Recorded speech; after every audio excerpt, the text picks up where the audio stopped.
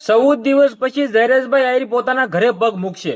જે આ મિત્રો વાત કીધો આજે ઝૈરેશભાઈ આહિર જેલમાંથી છૂટી ગયા છે ને ક્યાંક ને ક્યાંક મિત્રો વાત કીધો પોતાના ઘરે ભાઈ ગયા છે.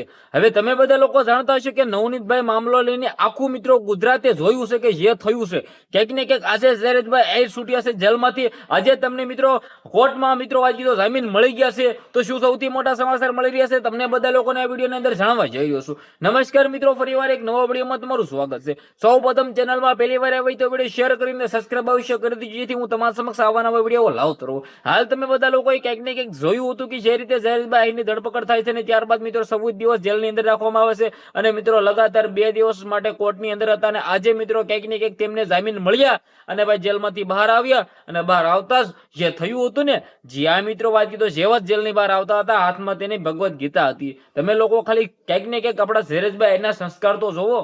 જ્યાં મિત્રો વાત કીધો જેલની અંદર હતા સતત એમની હાથમાં મિત્રો ભગવત કથા હતી જે મિત્રો આપણી વાત કીધો પુસ્તક હતી. તો ક્યાંક ને ક્યાંક માયાભાઈ આહિરના સંસ્કાર છે અને ભાઈ ક્યાંક ને ક્યાંક ઝૈરેશભાઈ આહિરના સંસ્કાર છે. તો તમને શું લાગી રહ્યું છે કે હવે ઝૈરેશભાઈ આહિર પોતે મિત્રો વાત કીધો ક્યાંક ને ક્યાંક સરખાથી જિંદગી જીવે કારણ કે જે રીતે આ મામલાની અંદર આવ્યા હતા તેમનું નામ આવ્યું હતું. હવે ક્યાંક ને ક્યાંક આવું બીજી વાર ન આવે એ માટે ઝૈરેશભાઈ આહિર પોતે પ્રયત્ન કરશે. બાકી તમને શું લાગી રહ્યું છે કે તેમનું ઘરે સ્વાગત થયું છે કે નહીં જે પણ જાણકારી આવશે તમારા સમક્ષ હું જરૂરથી પહોંચાડતો રહીશ. વિડીયોને ભાઈઓ બને એટલો શેર પણ કરવાનો છે, સબસ્ક્રાઇબ પણ બિલકુલ કર્યા વિના જવાનું જ નથી.